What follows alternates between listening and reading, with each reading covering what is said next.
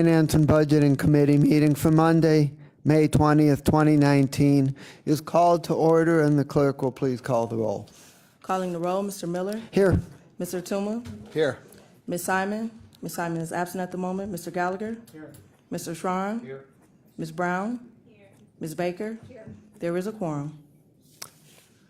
Thank you very much. Has anybody signed in for public comment? No, Mr. Chair, no one is signed in. Thank you. Next item on the agenda is approval of the minutes from the May 13th, 2019 meeting. Those minutes are in your packet. Do I have a motion? So moved as up. Second. It's been moved by Councilman Schran and seconded by Councilman Gallagher to approve the minutes as presented. Any discussion? Hearing none, all those in favor say aye. Aye. Any opposed say no. Ayes have it. Minutes are approved. Matters of a legislative nature referred to committee are none, and the main item of the day for discussion is the presentation on the ERP system update by the administration. Please come forward.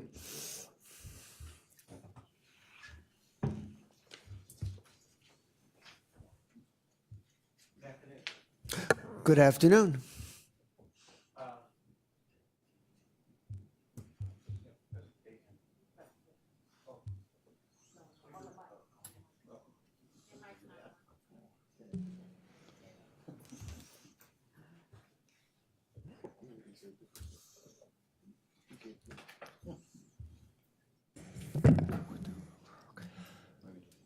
Okay. Good afternoon. Wanted to present the ERP update. This is our bi-monthly meeting update, and the agenda this morning pretty much parallels the agenda that you'll also find in the monthly status report going forward. I'd like to begin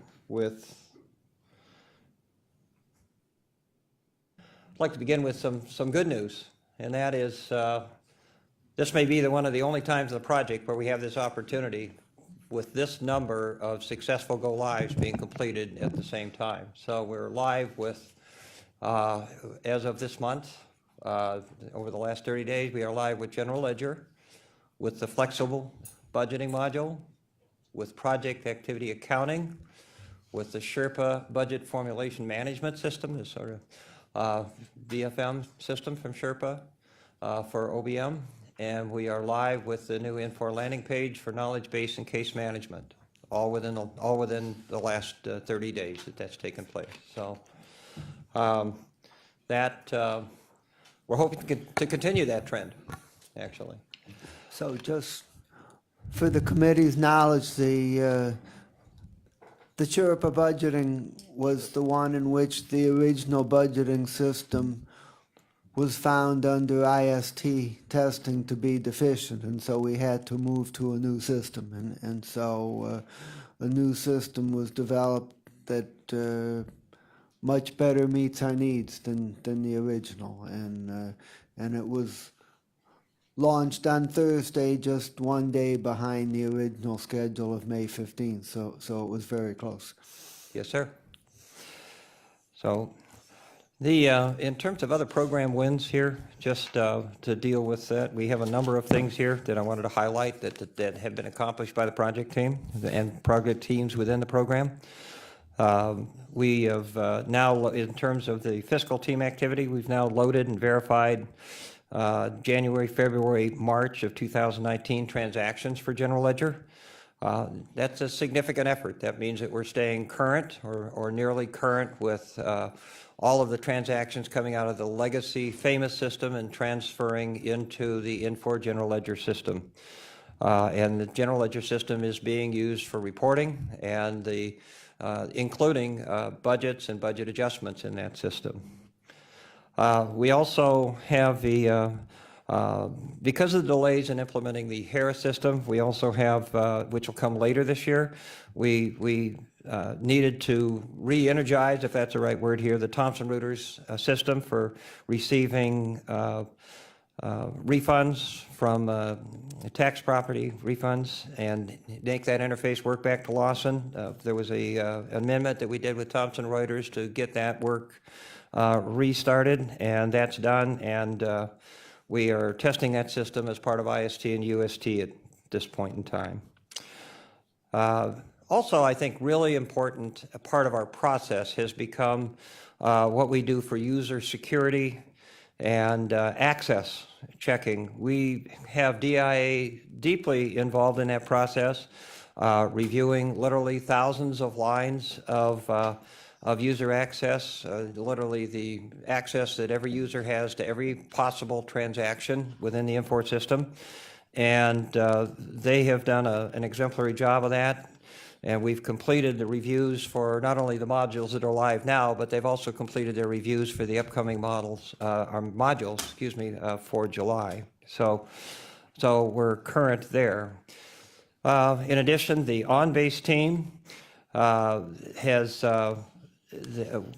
completed a lot of the work that's required it completed actually all of the work and testing all of the work that's required to take the procurement process out of on-base, put it into Infor, but there's some pieces related to agenda manager that still had to be reworked to keep on-base working for getting things to council and council's agenda. All of that work has been done in parallel with the rest of the Infor procurement work and is in the process of being tested. The procurement, accounts payable, and treasury UAT is still on schedule for next month. And the workforce management iteration 1, 2, and 3 testing, I know I've spoken to you about that before. The roughly 2,000 work rules related to hours and how hours are recorded for our many unions. That they have completed all of the testing for what we called iteration 1, 2, and 3. In the detail reports, those are laid out. But they have completed all of that with just a very minimal number of defects left to be corrected. I think less than 2% at this point. So that's a tremendous effort by a combination of the HR department, the Infor WFM team, to get to that point where we have a successful completion of those tests. So in human resources, we've got the Infor landing page with knowledge base and case management up and running, and Corinne's going to talk about that here in the HR portion of the brief here. We also have completed reflecting the county's organization properly inside of the GHR module. That's critical for a number of things. That organization structure is what drives everything downstream of human resources. Everything downstream being that org structure is used in workforce management for time clocks and time reporting. It's used in payroll for the way we accumulate payroll costs, just lots of things. So that was a critical step, and GHR organization structure now reflects the structure that actually exists in the county properly. So data refresh, the data refresh project for GHR, another GHR related item is making sure that we have all of the employee data required for payroll and workforce management related to all that data related to employees is properly vetted, validated, loaded, and we put an intense effort in place to make sure that was done, because everything for payroll and workforce management depends on that data being there as well. And that's on target to complete right now on July the 8th. So we're within, I think, 5 or 6 days of what we originally had announced was our date for that effort. Okay. Moving to the next slide with program, excuse me, program governance. There are, because of Mike Young's departure, and driven by also things that we were talking about even before his departure, several things have taken place that I'll talk about in more detail, but the highlights are here in what we think is a positive move for governance of the program. The first thing is that Matt Carroll will continue as the executive sponsor for the program overall for the county, and he will also chair the executive steering committee. Andy Moles has accepted the position of interim CTO, handed off from Mike Young in his departure, and he will also join the PMO, Program Management Office. The ERP Program Director role is something that I've assumed at this point, not just for fiscal, but for the overall program. And we're also, and we'll talk about what that means here a little later in the presentation, we're restructuring some of the work for the PMO to make that more tactical, and restructuring some of the work for the Executive Steering Committee to make that much more strategic and policy and across agency look at the requirements and the performance for ERP. And Yes, sir. can you tell us what important positions in the structure have recently been filled, and what important positions you're still looking for candidates? If I could indulge you to wait until we get to, I have a whole slide set for that. If I could just wait till we get to that point, and I think we can answer that question thoroughly Okay, at that point. Yes, sir. Other staffing that we have added, and this may answer part of that question actually. We have recently added a new procurement team lead to work with Lenora and her group. This is an Infor experienced person that we've been searching for some time, and we've filled that position here just recently in the last couple of weeks. And we're excited to have Jeannie Telez in that role. We were also looking to fill the payroll team lead position, another Infor experienced requirement that we had due to the departure of Joe Scatine, who had to leave because of medical issues. And Chris Gregg has replaced him and is rapidly getting us caught up in the payroll area. We've also added another project manager, and we'll see where these things all fall on the chart here when I get to that point. But another project manager just recently joined us as of last week, and to help augment some of the things that I'm involved in, and help us to keep things on track from a project management point of view. Okay. In the technical arena, just a couple of really significant things happened for the county here. One of the things is that one of the programming tasks that the county will inherit at some point, and is inheriting now, as they should, is the maintenance of what they call workflows inside of the Infor product. That is, things that have to be programmed specially. For example, the approval processes in procurement for requisitions and purchase orders are driven by what they call the Infor process automation process. It's a piece of programming, essentially, that we have to take responsibility for. The technical team on the county side went through training and immediately put that into action by taking on the job of modifying some workflows, these IPA programs, to respond. One of the things they responded to was the county's decision to change some of the purchasing limit requirements. That means we had to change programming inside of Infor to account for those limits, among other things. So this was a perfect opportunity for them for the Infor team to hand that off to the county, and the technical team has done a great job of picking that up. So the other thing that we've mentioned before, but I wanted to emphasize again, is that the technical team at the county is also fully in control of the security solution at this point. They create security positions, vet them, load them. They're doing basically all aspects of security control for user access in the Lawson system at this point.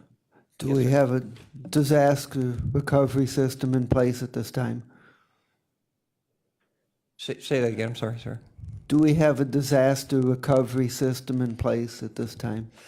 We have a disaster recovery plan in place at this time that would include Infor. I think that disaster recovery plan is something that will, probably need, disaster recovery plans always require further review. And I think we probably need to sit down and review that in light of all of the activities that are going on in ERP. So I wouldn't claim that our disaster recovery plan is fully comprehensive related to ERP at this time, but I know that we have one, and it's been in place for some time, and probably requires the normal, at least annual, if not more often, review. Okay. This next slide is really just, I wanted to acknowledge, I'm standing up here giving the report, but I'm not the one responsible for this success.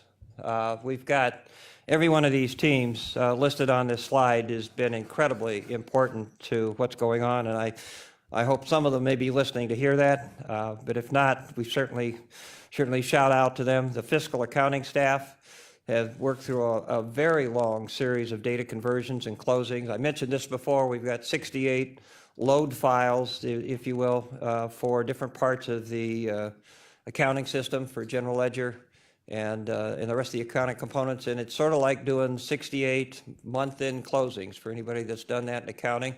That's not a lot of fun, okay? And they've done an exemplary job of getting the data there and making it accurate and making it so we can run from it. That, and combined with the creation of the entire new chart of accounts, which is now adopted by council and the county.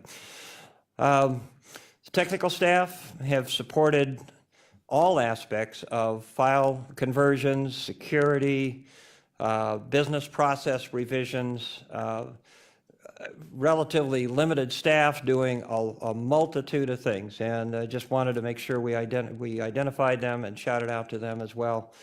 They've just done an excellent job of supporting the effort. The OBM staff literally took ownership of the BFM solution, and were instrumental in getting that up and running on time, working with IT, working with Infor and Sherpas, Infor staff, and we're glad that they were up on time, literally within 24 hours of our targeted date, I believe, at this point. HR staff continuing to launch a number of things that we've already mentioned here, but deeply involved in the validation of data in that GHR data refresh effort. And we can't go live unless the data is right. And they are instrumental in getting that done, and they've been working extremely hard on that. Not to mention the fact that, the payroll staff working for Pat Smock they just finished validating 2,000 payrolls. That's not insignificant. That's a huge effort. So, and the county and the executive management staff has supported this effort and allowed us to get to this point. We're grateful for that. And last but certainly not least, the Infor team, who continues to provide great support for all aspects of what we're doing. And some of those folks have been traveling in and out here every week faithfully for the duration of the project. So it's a terrific team effort that got us to the point we were able to do this, okay? So moving on to the project overview, this series of slides is updated every brief here. So hopefully you recognize the format for this. I think the lead slide here, and we'll get to that in a minute, but is that we have, we're at 62% across the program at this point. You'll notice that the December group of activities and what was listed as the January, February, March, and extended to April activities for accounting all closed at 100%. So every one of those activities that we had planned for those time periods are now done and closed. Our percentage complete, this is the one based on effort. We'll go to the chart with the history of that in just a moment, but the one based on effort here, I think the last time I stood before you, we were sitting at about 55%, something like that. And we're now sitting at 62%. So we are beginning to progress at an increasing pace here. Okay. This is just the Gantt chart presentation with the schedule looked at just a little bit differently, so I won't dwell here. We'll go to this, and the next slide is the same information in detail. A couple of things to point out from a structural point of view here. We have on this chart, this is the detailed work breakdown structure, right? All of this directly from our program level project plan. And we have those two blocks of time at the top are, again, 100% complete. We've also consolidated some of the technical tasks under supporting technology. There's a lot of work being done under there. If you've noticed from a previous plan, you might have seen on-base called out separately, or things like the MHC contract piece called out separately. Those are all consolidated just under a single title of supporting technology now. So in all cases, we are progressing at the rate that we would expect to progress here for those tasks. Okay. That's what we want to hear. Sir, not a perfect world, but we are making progress here. The task history, just to point out, this is something we committed to reporting to council. A couple of clarifications on this one.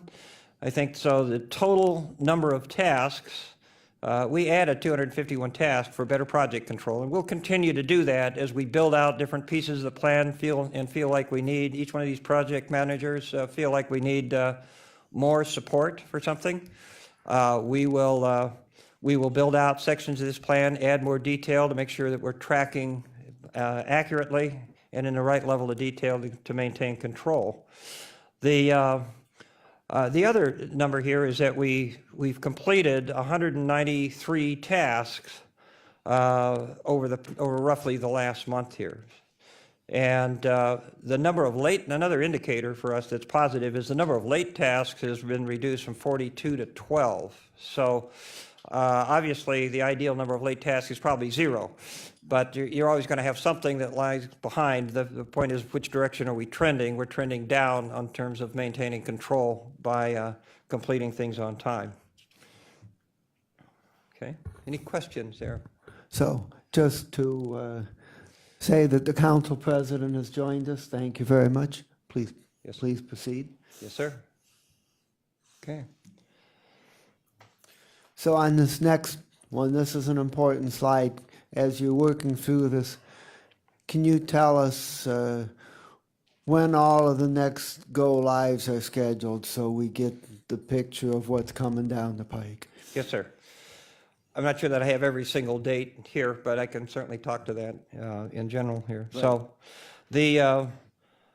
I think just to explain in general what's been done with our project schedule here, in the upper left-hand corner, you'll see the slide that I've used before in a presentation, and then I wanted you to be able to just see the difference and what had shifted.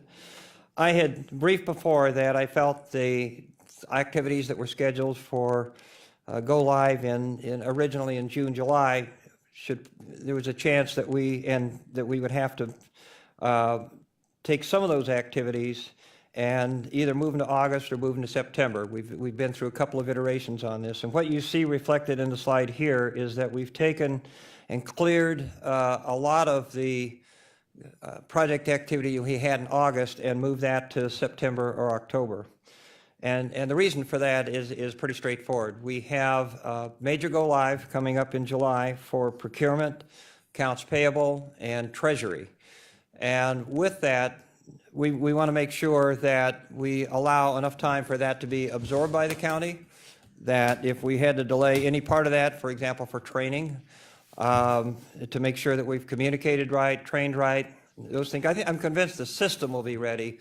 I want to make sure the people are ready too. So we've allowed some time to overlap into August here for those July activities, keeping August clear of any major go-live activities and moving the accounts receivable, grants, and billing activities to September, and moving strategic sourcing and contract management to October.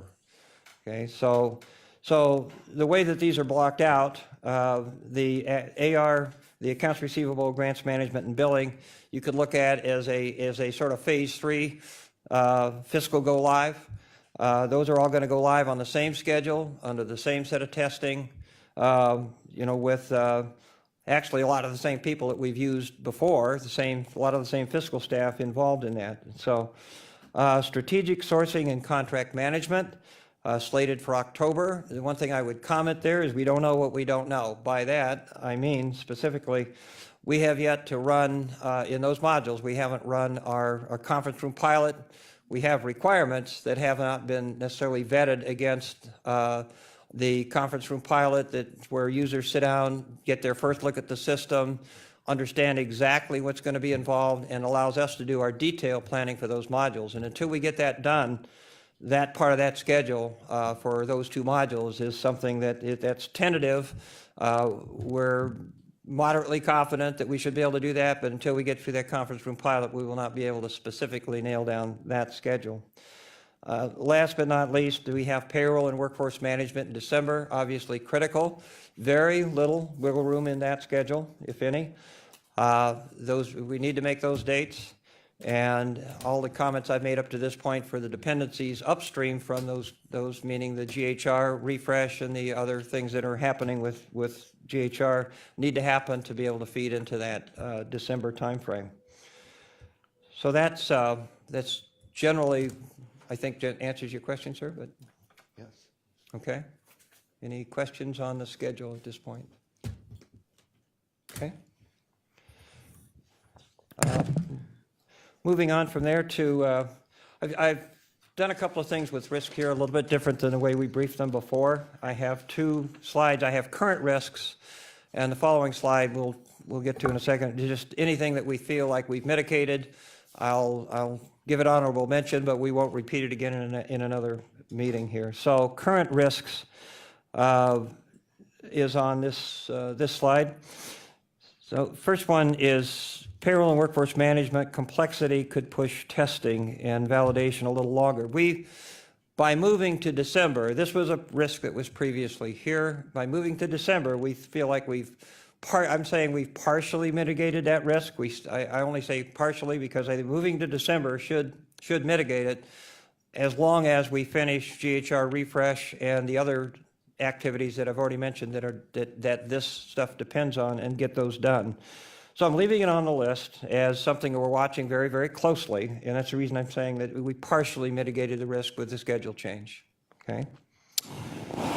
The Infor change order that we expect to get that supports these schedule shifts is that does have the potential to have a budget impact. We do not have those numbers at this time.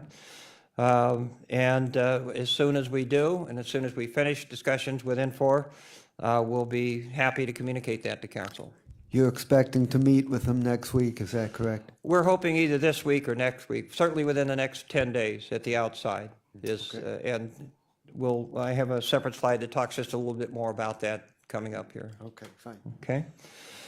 The other thing that could impact, just from a budget impact risk point of view, is the redefining of ERP project hours and cost allocations. I know we've talked about that in council before, and the fact that we're redefining which hours are going to be pulled in and capitalized inside the ERP project, and there's some things maybe going out of the ERP project. We really don't know where those numbers are going to settle. But since that's an unknown, we've listed that as a potential risk to the budget, not to the schedule. Okay. I think the other thing is just training for July. I think we're challenged to get 600 people trained and up and running and communicated with properly here. It's something on our watch list, something we've got to focus attention on for the whole team, and something we're going to be working on planning in detail this week to make sure that we can get people trained on time. The last item is something that just continues to be here. We're running a lot of multiple concurrent work streams on the schedule here. That's always a risk because we're doing a lot of that with all the same resources doing multiple things. That's the reason that's a risk. And while we could all multi-process up to a point, there's always the risk that at some point it causes a delay. So we just work through that literally week by week. Any questions on the risk matrix? Yes, sir. Just on the training side, because that's, as you indicate, that's so critical. Are you getting access to all the folks who need to be trained as opposed to getting them to be focused away from their work and focusing on this? When you're doing this, this has to be their full-time job at the moment they're being trained. Are you getting that kind of focus and continuation on this?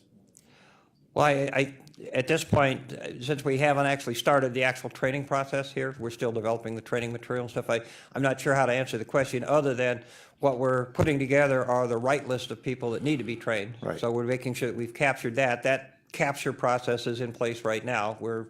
I'm not going to sit here and claim that we've captured every person of the 600, but those lists are being developed. And we'll find out very shortly whether we're going to have an issue with that. But part of what we need to, that's part of the communication out to agencies that we still need to continue to push here. I think talking to agency heads and directors and chiefs, that's going to be important in helping get people's participation. I think so. It's communication from both ends, not just directly to the folks and getting them engaged in training, but also talking to the management team that they work with. Well, it's usually the management team that needs to be convinced that they can be taken away from their job to learn this, because this is a critical skill. This is a key indicator as far as whether they get the training time or they don't get the training time. Yes, sir. I agree, and I think it's too early to tell whether, I haven't gotten any pushback from anybody yet, but it's early in the game, so we'll find out very shortly whether that's going to be an issue. Do you need any authority or any conversations from this body to make sure that they emphasize what you're asking for? Because you are now we're finally got to the point where we have a singular person in charge, and if you're making that request, it's got to be brought with clarity that you get response by having those people, those 600 people. Yes, sir. We're hoping to very shortly get to that point. Well, let us know if we can do anything. Yes, sir. Okay. Other questions? Councilman Gallagher. Jack, talk to me about the redefinition of how we deal with the hourly employees. There is an effort underway to take the whatever estimated hours or actual recorded hours, a lot of them are estimated in this case, that have been spent with the ERT program, and to include those as ERP costs. In other words, by capitalized, we mean put them back and put them into the ERP budget as though they had been expended from the ERP budget. I don't have any details of how that effort's going at this point. I know it's ongoing, and it's probably a separate report as to exactly where they are. But that has the potential. There's some costs coming in. There's also some costs that that are looking at being reallocated out of that ERP budget. So we're not sure how that's going to net out.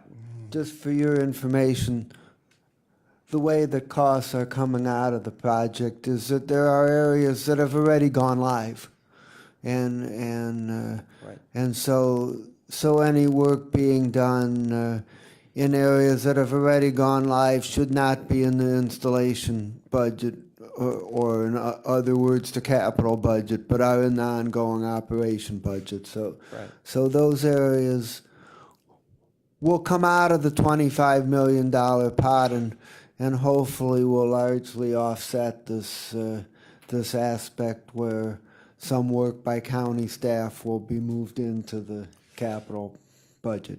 Right. Well, we had testimony from Maggie that we're potentially looking at multiple millions of dollars if correctly, not estimated, correctly counted. So, want to be careful there. Okay. Well, that's the reason it's listed as a risk, because that number alone, if that were true, and we don't know what that number is, if that were true, that number alone would break the $25 million budget. I think we all understand that. So for the committee's information, I received from Director Keenan a date of June 30th, that by June 30th, OBM expects to have a complete accounting of all the money that needs to go into the project and all the money that needs to come out of the project under these two aspects. So so that'll be a very important information coming relatively soon. okay. Other questions? All right. Moving on. So just talking about project governance here for a minute or two. This is the current org chart for the project. As I mentioned earlier, it reflects Matt Carroll as continuing to be the executive sponsor for the overall program, not the project, the entire program with multiple projects, with myself as the program director. What we've done here in terms of filling some of these slots. You can kind of see where they fit in the org chart here. We have added project manager. Connie Geddes, I mentioned, was one of those people. Ben Todd is a county employee, added as another person. And Steph Stevenson is the Infor project manager. All these folks, we'll see in the next diagram, will participate as part of the PMO. And in addition to that, I think one of the important concepts here is that the yellow arrow that says transition to support, Kieran, who will be up here to talk about HR in a minute, is really has the organization that inherits the long-term support for the ERT project. So as modules are finished, that support transitions to his organization grows, and the implementation organization diminishes at some point. So and that's a normal organizational structure for a program like this. So that's basically how we're organized. The key thing here, any questions on this chart first, I think. Councilman Gallagher. Yes, sir. Well, I'll ask you what I've asked before. If things go wrong, who's responsible? Whose head rolls? The last person we talked to was Mike Young, and he rolled his own head out of here before anything could happen. So whose head rolls after him if something goes wrong, or are we just on this automatic head rolling and next guy up? Well, the guy responsible for the overall program would be me. Okay. And the person that I report to would be Matt. So whose head rolls? Well, certainly it's the council's and Matt's opportunity to roll my head anytime he wants. Okay? I don't want your head to roll. Okay. We've been fighting for you for a year. Okay. So I think we're all very happy to at least see where you're at. I think on this organizational chart, you're not in the right place. I think there are a lot of people on this organizational chart that are responsible for some of our backlogs here that you're having to deal with, that you're going to fix, and I'm confident you can do that.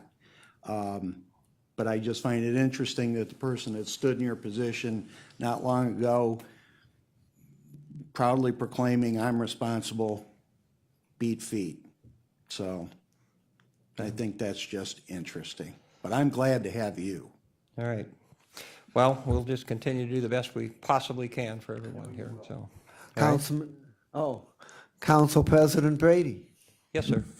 Thank you, Mr. Chairman. No, I just wanted to say in response to Councilman Gallagher's statement that I'm glad that there's a program manager, and we are hopeful that that means you have the authority of a program manager.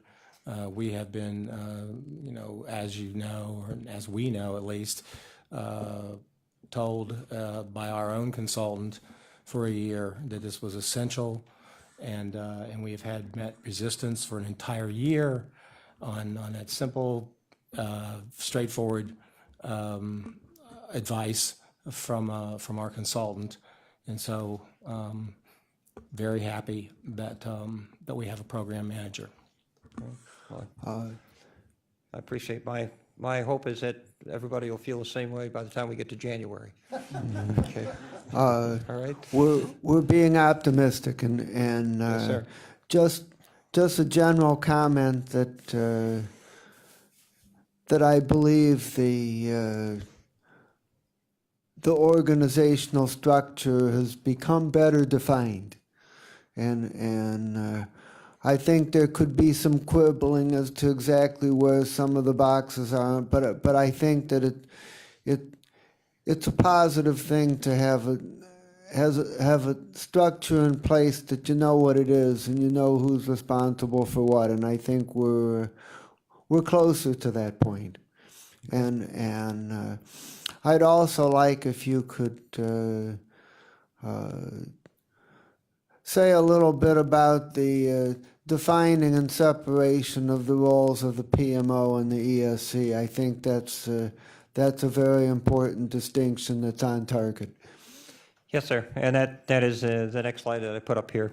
So the PMO structure that you might have seen in previous briefs, I think, was the one on the left-hand side of this chart. what we've done is taken that entire structure pretty much goes into this the box that says ERP PMO program. PMO is a tactical organization, and we're making sure that it's to emphasize that in the way that we're structured and the way that we're operating. Tactical meaning they're dealing with the day-to-day, week-to-week. This is what actually needs to get done stuff in the project, and that means that every project manager associated with a project is part of the PMO. The Infor team, both on the project management side and the technical side, are both represented in the PMO. The county's technical team leads are also represented in the PMO. So it's a tactical organization capable of making decisions right on the spot if we need to adjust something, adjust a program, whatever the current issues are that need to be dealt with as part of implementation, the PMO is designed to deal with. The ESC, on the other hand, is really should be much more policy, forward-looking, strategic organization. Just some very simple ESC guidelines here in this next slide up. We really, it provides strategic leadership for the ERP program. What should we be implementing? Are we implementing the right stuff at the right time in the right organizations? The business forum related to ERP. Are we trying to solve the right business problems with ERP, or are we off target or on target in doing that? Prioritizing, and that leads to prioritizing strategic objectives. Not tasks, but strategic objectives. Are we generally headed in the right direction? So, and then certainly last but not least here are facilitating communications across the departments. I think one of those things I said in the last brief, and I'm still not there yet, is being able to facilitate communications across a much broader audience of those people that are going to be affected by what we're doing now and how that will affect them into the future. So that's still, and that's the ESC structure can help with that. Last but not least, just the ESC ought to be able to at least review key performance indicators. There's really two kinds of those that I think of. One is related to the ERP's performance, and the other one is related to the ERP's implementation.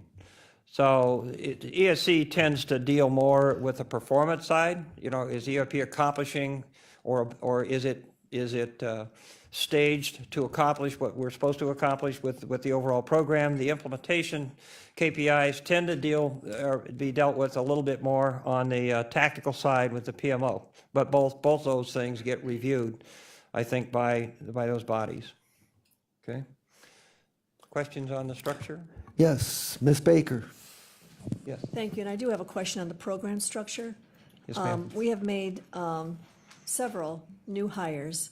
Are you comfortable with the contracted hires versus the employee hires and that balance? And I know we have two more to be hired.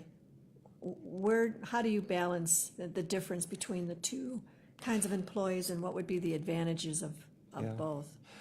Well, the advantage of a contract hire in this case is that we can make that happen pretty quickly, and it's taken the county, just because of the process involved. I'm not criticizing the process, but it is the process. The process takes a little longer with county employees. Back to your first question, am I comfortable? If I might interrupt you a little bit. Yes.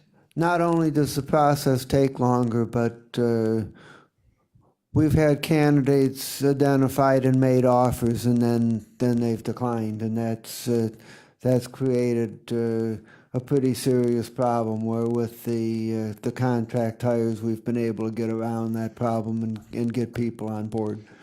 Yeah. I guess my question is, given all that contracted and employees and what it takes to get them there, after that they're in place, are you comfortable with the balance of what we have in employee and what we have in contracted? And is there an advantage one way or the other, given the difficulty in getting the employee hired? Well, beyond just the speed of hire, which is an advantage, I think am I comfortable with the balance? I think that I'm comfortable with the balance at the moment. Okay, would be one way of putting that. I think that the county, and I should have called this out earlier, I think we are in the process on the county side for county employees of interviewing a project manager to fill those 2 slots that we have. And those really ought to be county employees if at all possible in there. I'm not sure at what point we decide to just hire somebody that's not a county employee, but we should make every effort to make those county employees. And I think that would be the right balance to continue with going forward. Okay, that's good to know. Okay. Others? Councilman Tran. Assuming long-term wise, those are all going to be slots that need to be filled, are they not? And the go-forward operational side, when we, Yeah, we would. We should fill those long-term. The county's plan was to fill those long-term. Yes. so we're not going to want to always be using contract labor for that. Oh, no, I didn't mean to imply that. Yeah. Not long-term. Within all of these slots, we've got a lot of them filled with contract employees. Do you know if there's non-solicitation in every one of those? And so if they are working out, could they become eventually into county employees? Do you know what commitments any of those have? I know that we have the option of doing that with any of them that choose to do that. I certainly Okay. can't speak for any No, of those can't talk for the individually, employee. nor would I at Right. this point. But we do have the right. You to have the do that right to if do they- that, If they want to and, flip. Okay, Yes. thank you. Yes, sir. Okay. Please proceed. Okay.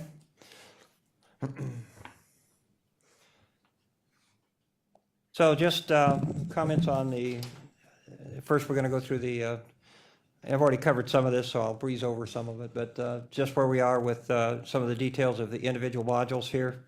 This for finance, and then we'll have Karen come up and do HR. So this chart has been updated from the last one you saw with, just so you can see how many simultaneous things we have going on for this July timeframe. Obviously, the budgeting and Sherpa BFM area is done, so that area in green has been completed.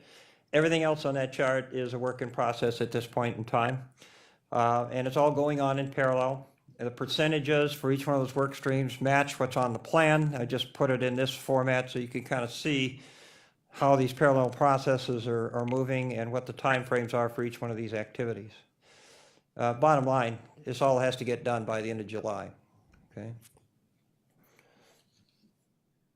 All right. Workforce management, I've already kind of spoken to the fact that they finished their iteration 1, 2, and 3 with their 2000 rules. Their focus right now, a lot of their focus is in interface testing. And we've got, in the case of workforce management, just like with payroll, we've got to be able to pull information from human resources, GHR, employee data, and pull it into WFM so that we can actually work with it in WFM, record hours, do all the things that WFM does. So the focus right now is shifted from the rules testing. They're down to, like I said, I think it's less than 2% remaining to be resolved out of 2,000 or 1,903 specifically. So now they're working on interfaces and data, getting the data into WFM properly so we can set up to start doing an IST. I made the note here that what we did was functional unit testing, meaning that as programming was done for those rules, we had somebody in Pat Smock's team going through and testing every one of those 2,000 rules or so. That's functional unit testing. That was coming right out of programming, having somebody just make sure it works. Having it work together for the first time in integrated systems testing is what needs to happen next for WFM, followed by user acceptance testing, where we bring that together with payroll and we do a full-out end-to-end test from the time that somebody puts a time in a time clock or enters a time on a screen all the way through the payroll process. So it's we're coming up to that point where we're starting to plan those things in detail. Am I correct that WFM is a late July go live on the schedule? That WFM is, say that again, Late sir. July on the, No, WFM will not be going live until December, along with payroll. We do have testing going on in that period. Okay. Yes, sir. And this slide talks about payroll status specifically, separate from WFM here. The little cutout on the lower left is what I reported last time, which is the loss of payroll team lead hampers efforts for file conversions. And I mentioned the unfortunate loss of Joe Scatine, who developed cancer in the process and had to leave the project. The new team lead is helping us catch up. We're making good progress. We're not completely what I would call caught up at this point, but we are making really significant progress. Specifically, the area of, there's a lot of file conversion work that has to be done from old payroll legacy systems over to the new payroll system. It's not only it's not just copying data over. Remember, we've got a new chart of accounts in the middle of this. It's totally different. We got a new org structure in the middle of this. It's totally different than what we have in the legacy payroll system. So all of that's got to be applied and brought over. So those are the kinds of things we are working on catching up.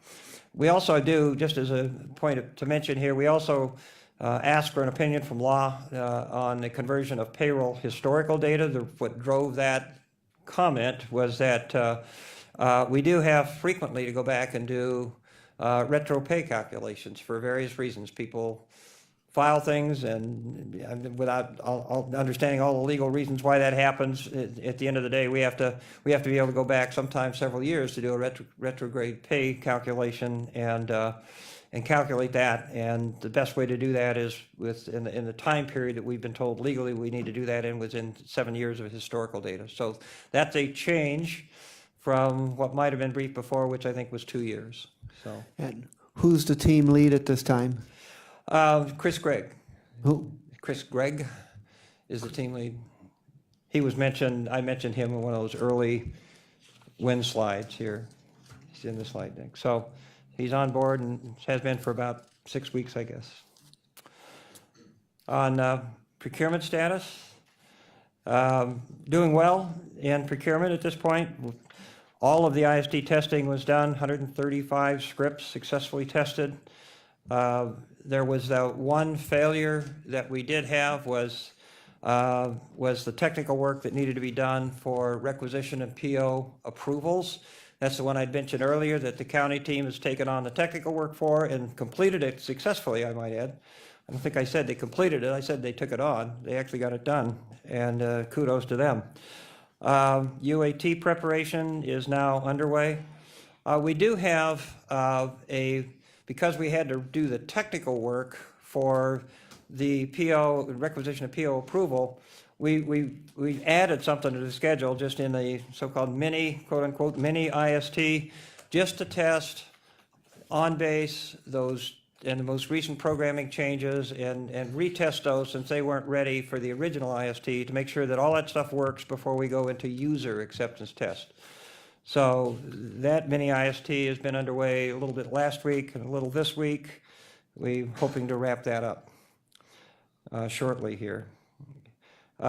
Strategic sourcing and contract management under procurement. I've already talked about the fact that one of our next actions for planning that is to put together a conference room pilot where we actually have folks look at the product. Let's see what kind of challenges we think we face there and to do a better job of planning the schedule.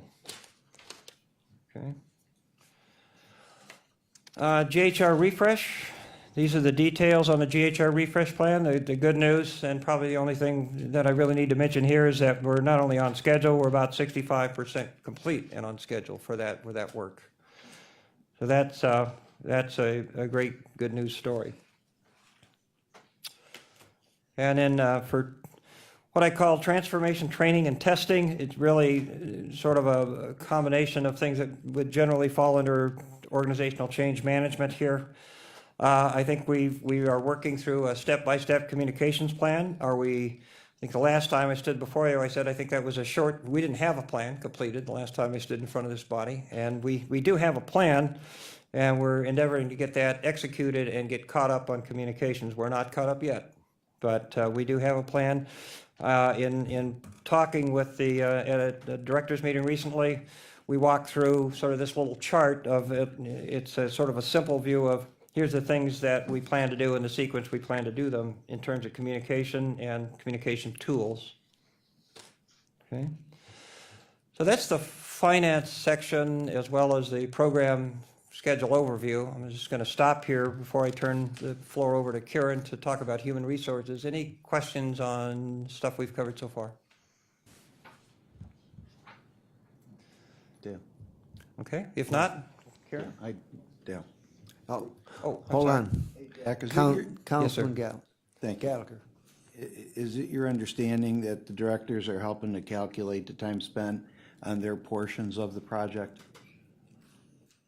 To be honest with you, I don't have any detailed knowledge of that. I'm not trying to dodge the question. I just haven't been deeply involved in that side of it. The only reason I ask is, and just because someone calls me on the QT doesn't mean that it's actually happening, but I'm hearing that there's at least one director not doing that. And employees are upset that they spent an inordinate amount of time on this portion of the project not being counted. I think it's important to have an accurate count. Not having an accurate count on purpose is probably beyond dodging. I think you start getting into some bad stuff. That's a big red flag. So I think as project manager, and you could tell them that I said it and make me the bad guy, but they better start counting correctly, because if it's all counted and we start getting calls from employees saying they weren't counted, then we're into the world of the outside audit coming in and then people getting in trouble. So I think we'd want to avoid that. Absolutely. Okay. Thank you. Thank you. Okay. Before you go on, Yes, sir. I'd like to get back to who's the team lead on the payroll work. I'm still not clear who this is and where because I can't find this name on the charts that you gave Oh, us. it's not on the, I'm sorry, it's not on the org chart. I didn't put that level of detail. I didn't put the team leads on the org chart. So if it were on the org chart, where would it appear? Who would it be under? It would be one of those, that big block that says, I'll go back, sorry. Give me a moment. So this big block that says financial ERP team leads on the left, that's where that would be.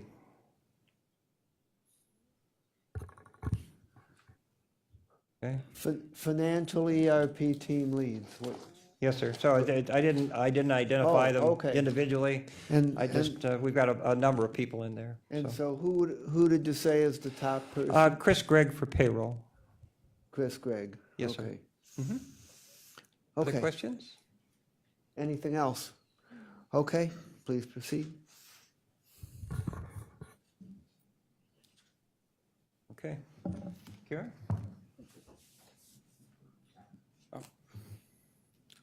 Good afternoon. My name is Kiran Vasudevan. I'm the program manager for the ERP implementation, and I'll just go over the HR implementation.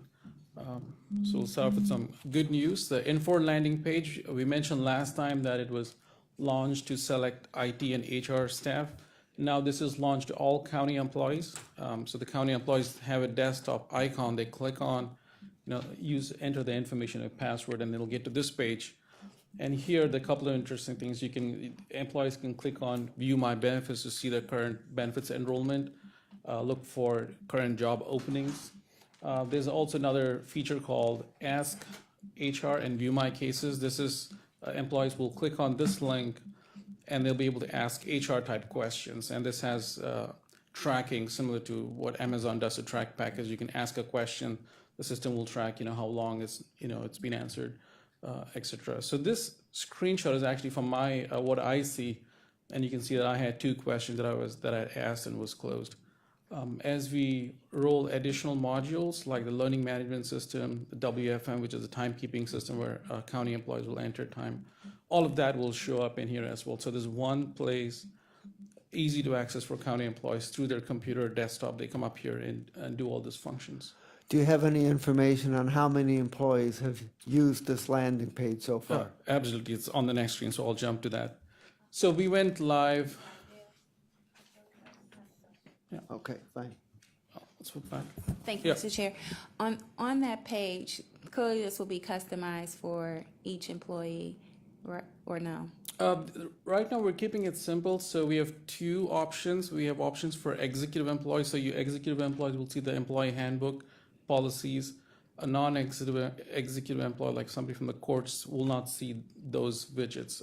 It has a lot of functions, but for this year, we're keeping it very straightforward. And one of the things that you said that, you said this is the desktop Icon, yes. versions, right? Yeah, So will this be available or accessible from mobile devices? You can get to this through mobile devices. Couple of more things you have to do, but you can access this. Okay, so from a we, mobile not, device. not an app, but just kind of like a mobile, Yeah, to the mobile. web page. Okay, Yeah, thank yeah. you. Yeah. Any other questions on this? Yes. Only because it came up. Sure.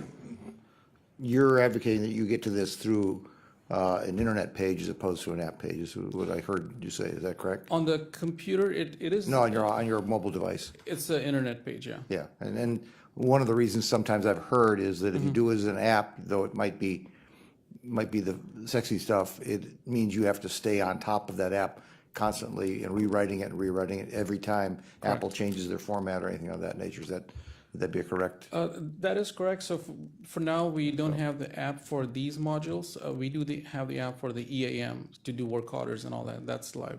But for HR, this is what we're rolling out. But this is easier for you to maintain than it is the app, is it not? It is correct, and this Yeah. is HTML5, so it's touchscreen friendly, not necessarily on the phone, but bigger touchscreen devices. Okay, thank you. Yeah. So this screen here, the bottom section, the table is kind of shows the number of cases open and closed. So this is in a 4-week period. You can see the county employees are using the system to ask questions, and the HR team is answering those questions, as they come up. And this is something the HR leadership is looking at closely to make sure we have the technology to do this, but it has to be kept up and monitored. So, any questions on this? Nope. A quick note on GHR refresh. I know Jack covered the schedule earlier. The good news here is we are on target. We are 65% complete as of last Friday. This week, the project team will be validating the data in the system and then getting prepared for IST, which happens later in June. So the next 2 to 3 weeks, we'll be doing the prep work for IST and UAT for GHR refresh. And the main goal of the refresh is to kind of organize the HR system to be ready for the payroll implementation. Any questions? Nope. Other HR topics. As part of the HR rollout, we have vendor interfaces. So these are weekly and in many cases twice weekly files that go to vendors. So if you have a new employee start on Monday, the file goes to the vendor so that the employee will have the correct benefit package enrolled. So all the high priority ones are completed, and the table in the bottom there has a list of the other vendor interfaces. These are lower priority. We have some time to do that, and we've aligned this to key schedules in the program, so that chart shows there. The second bullet on this chart is related to Union Eye Care. It's a vision provider for our county. It also provides a service. They went out of business on May 7th, and we have a lot of employees enrolled in that plan. And the HR team, benefit team, has managed the issue. Employees in that plan have already been automatically transitioned into VSP, which is the alternate vision care provider for the county. And the employees will get an option to stay in that group or opt out of vision coverage. So that's something that's coming up. I thought it's important to mention here. Any questions? Okay. Learning management system. The good news is this is on target to be launched July 31st. Right now we're drafting up the communications on how to do the change management when we launch this. The LMS project team is also planning some road shows for non-executive agencies to promote the awareness of the system. And we have IST scheduled for the June 25th and followed by UAT, which is the final round of testing on July 15th. Any questions on this? Yeah, on the LMS, is the supervisor, manager, are they tracking what's going on with their staff with the LMS and able to assign the training tasks to make sure they're monitoring? Yeah, that's a great question. So let me switch one screen over here. So this is some of the screenshots that's in the system. And it's one of the reasons why we're launching LMS later, so we can get the organizational structure updated. So you're right, the managers will be able to see the training that their employees have done, also prescribe them for additional training, and so on and so forth. It's fairly integrated with the system. Does it have an assessment tool before they even start the training? Do you know what level they're operating at before they even start? That is tied into the goals and succession planning, part of the talent management, so that they can assess the level of the talent in the organization. And depending on that evaluation, they can prescribe. So if somebody's working in the finance and budgeting area, and you're going to giving them some training through the LMS, do you know what level they're even operating at before they start the training? That particular details, I don't think I have it this time, but the courses here are more in the courses offered today. Okay. Yeah. Okay. Any other questions? Okay. Talent management. So this is a module that has succession, performance goals, development planning, transition management, and compensation management. So these are all the functionality that's under the talent management umbrella. And the news here is that we are on schedule to launch. It's towards the end of August. That's why we have mentioned it as on target, end of August or September. If we are off by 1 week, we expect to complete all the design activities for this end of this month, May 31st, and then prepare for the first round of testing in June.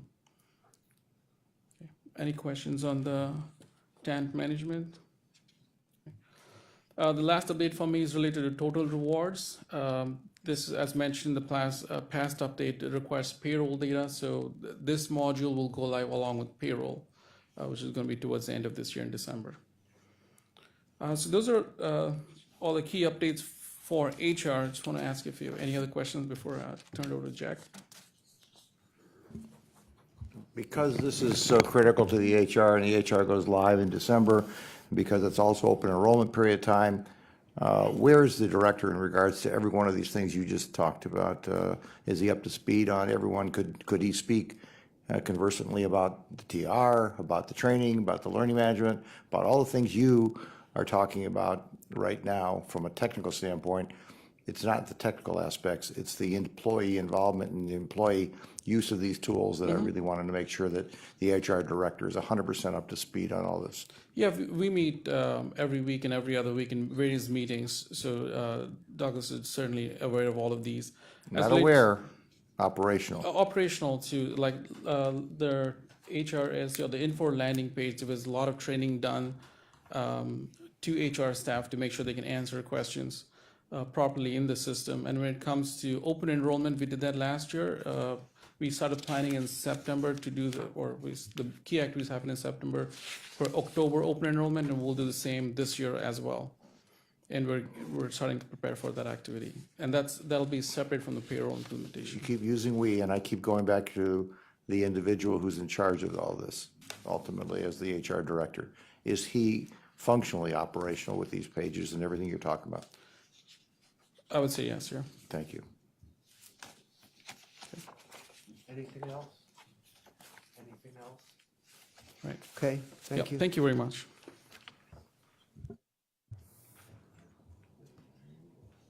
Okay, just last 2 points for me to cover here with you.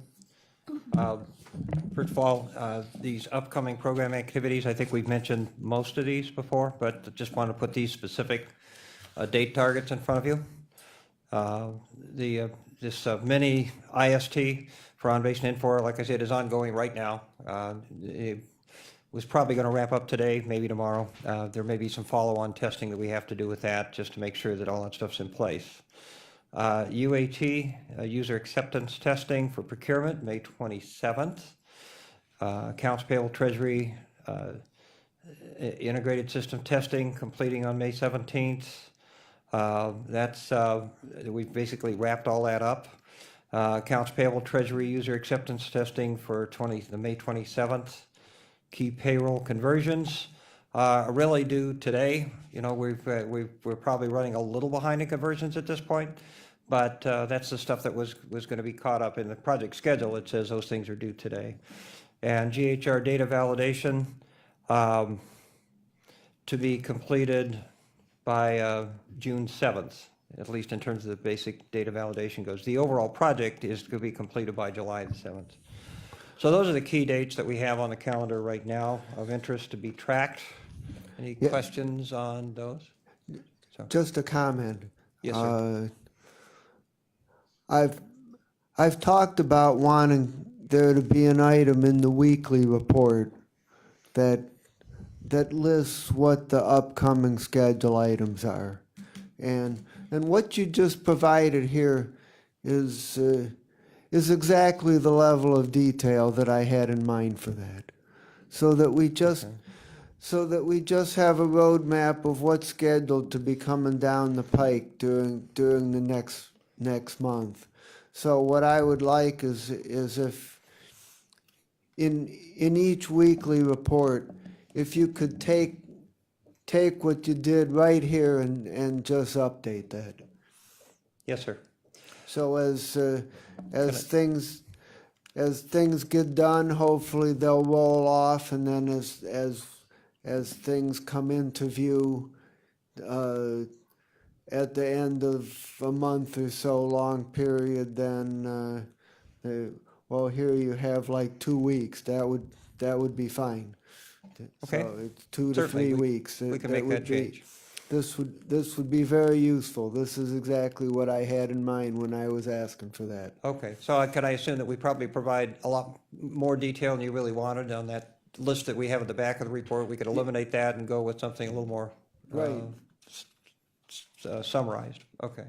Yes, sir, we'll do that. Just the last area I just wanted to talk about here was schedule change and budget impacts. I know we have upcoming discussions with Infor that we've already talked about. I just wanted to emphasize that Infor has been a good partner with us up to this point in time. We have no reason to think that that won't continue. We will be meeting with them in the next 10 days or so, as soon as we can get together, possibly this week. You know, Infor is reviewing the staffing levels to make sure that we have sufficient staff so that we continue to maintain our pace. But I think we also have a commitment on the Infor side to keep all of our core staff in place for this. We've got a lot of institutional knowledge invested in people that have worked on the project for a long period of time. You know, key people in procurement, finance, certainly technical, all the functional leads. And so while there may be some peripheral folks that rotate, there is a commitment on Infor to maintain that core staff as part of these. And that's not something that we're trying to negotiate out at this point. Neither are they. Okay. Below, I just, we're not quite done with this, but I committed to come back and say, here's at least what we look at for staffing, everything that if there's a percentage there, it means that percentage might not have been accounted for previously, or might have been caused by, better way to put that would have been caused by a schedule shift that caused us to have to extend a staff member, and those will, at some level, will drive costs, okay? So it's a work in process. It has the word draft printed over the top of it, but I at least wanted to share that with council so you know the kind of work that was going on with them. What's the difference between items that are in green, items that are in gray, and items that are not shaded? The gray I probably shouldn't have had in gray because I don't think it is meaningful, to be honest with you. Green was what those were the original roll-off dates for those people in green. That's what that was supposed to represent. Okay. So the ones that are in gray, they should. They shouldn't have been. There shouldn't have been a gray there. I should have So removed those that. should just be That's a white mistake. like the other ones. Okay. Yes, sir. Okay. So I'm going to have Janelle now come up and talk about the budget items, and then we'll close with any final questions.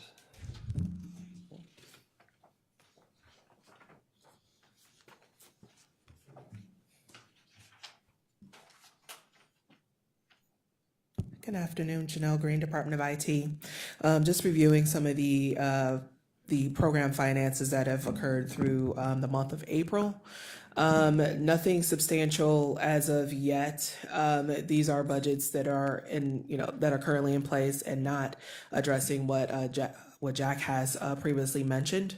Some of the changes that are occurring, the Fred Lombardo contract has ended, so costs from that contract has been moved over into the unallocated contract amounts.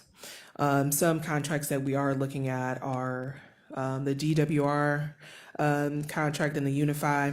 Those are contracts for the famous system and the SAP system, which we have to look at as the end dates or the go live dates have changed. So note that we would have to look at those costs coming up. Nothing has been defined clearly as of yet. So we do have some upcoming items. So amendments that are occurring, MHC is one of the programs that works with the Treasury Department. So the 1099 tax form has been exchanged. That's a $0 change order. Also, a document self-service for employees that currently has a cost of about $13,000. That would add a cost into this. Also, we have some professional services, a contract for the Infor contract that will go into effect. These are $0 change orders that will provide changes to the contract as it stands today. Are there any questions about this? Okay.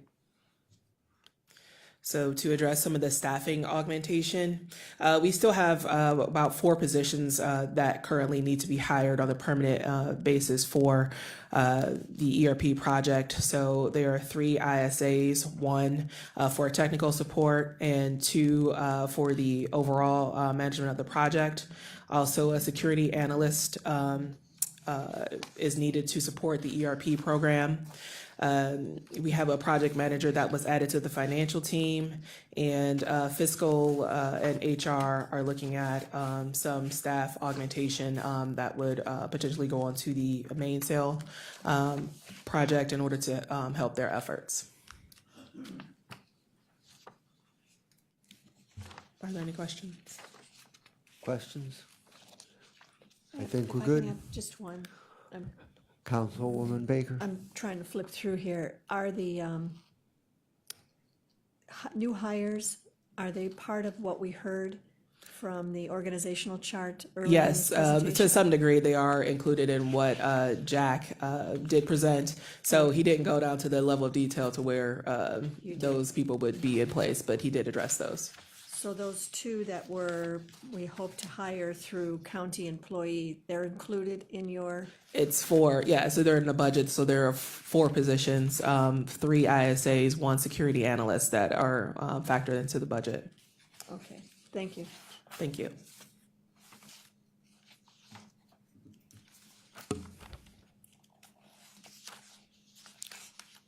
That completes our presentation for today, unless there's any other questions from the committee. I have one additional question, which is, can you give us an update on where we are regarding the processing of monthly invoices and the process of comparing what's actually delivered against what was targeted, which is part of that invoicing process? Right. Where are we at on this? We have we have approved through the IT department of all of the all but one. I'm sorry. Let me back up. We have approved, I think, all of the invoices that we have outstanding with Infor through the IT department, and there was some additional research that fiscal asked me to do on a couple of these. And we're hoping to get these signed this week. All of the outstanding invoices that we have with Infor signed off this week here by fiscal. And did we pay them all as invoiced, or were there some where payments were held back because some items were not completed? No, we did not pay them in full. We paid them based on the deliverables. I know Mike Young had talked to the council about that before. So we paid these based on the deliverables that were actually delivered in each case. And that's part of the, I think, the discussion with Infor that we'll have as part of the overall contract here, so. Councilman Gallagher, followed by Schrein. No, okay. Jack, what's your understanding with Mike Young? He's gone, we're no longer dealing with him? Or is in some way he's still around? I've heard a rumor.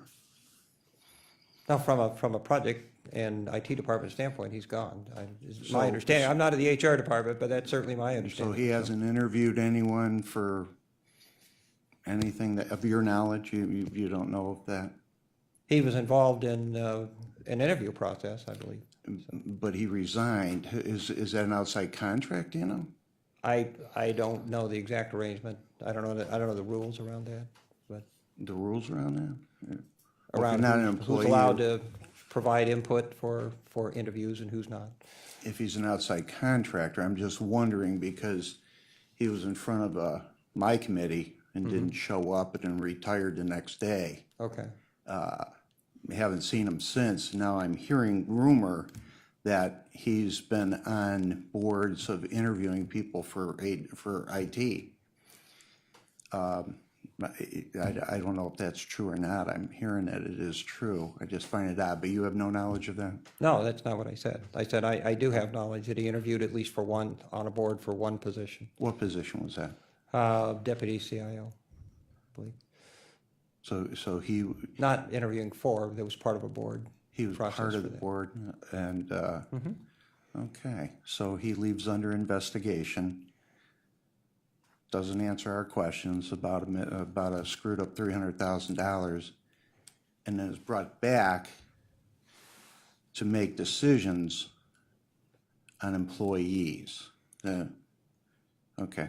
All I can't right. speak to the Well, details of that, but I could tell you, Cuyahoga County is rolling down the hill as usual. Yeah. Okay. I have a question, if you don't mind. Sorry, Miss HR, ma'am, who's here from HR? No, there's nobody here from I HR. thought we had somebody from HR back there. No, we don't have anyone here from I don't HR. believe so. So, And we don't have anybody from the administration. all right. Yeah, okay, well, I guess this isn't an important topic. Okay. Ms. Baker. Just a question, just before you ended on the deliverables.